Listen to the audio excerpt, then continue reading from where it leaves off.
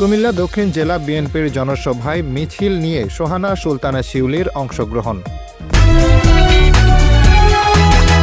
দেশ বাংলা নিউজ 24, সময়ের সাথে তারুণ্যের পথে।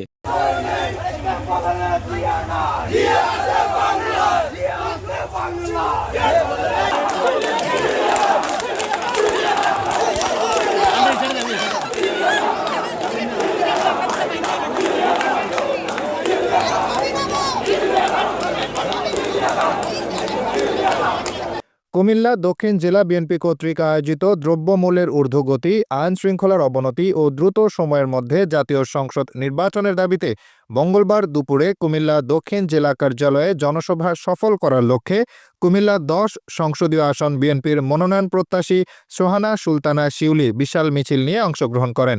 জনসভায় কুমিল্লা দক্ষিণ জেলা বিএনপির আহ্বায়ক জাকারিয়া তাহের সুমনের সভাপতিত্বে প্রধান অতিথির বক্তব্য রাখেন সাবেক বিরোধী দলের চিফ হুইপ ও বিএনপির চেয়ারপারসনের উপদেষ্টা জয়নুল আবেদিন ফারুক।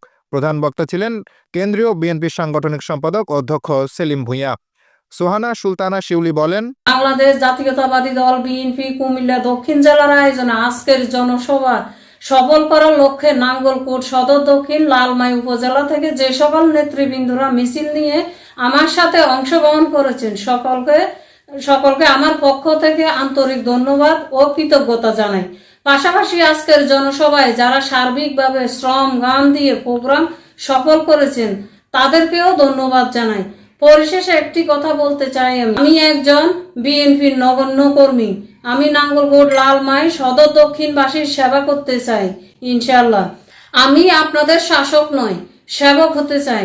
সকলে আমার জন্য দোয়া করবেন, আমার নেত্রী বেগম খালেদা জিয়ার জন্য দোয়া করবেন, প্রিয় নেতা তারুণ্যের অহংকার দেশ নায়ক তারেক রহমানের জন্য দোয়া করবেন। আল্লাহ হাফেজ।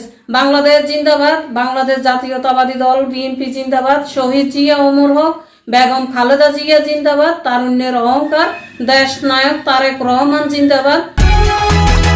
দেশ বাংলা নিউজ 24, সময়ের সাথে তারুণ্যের পথে।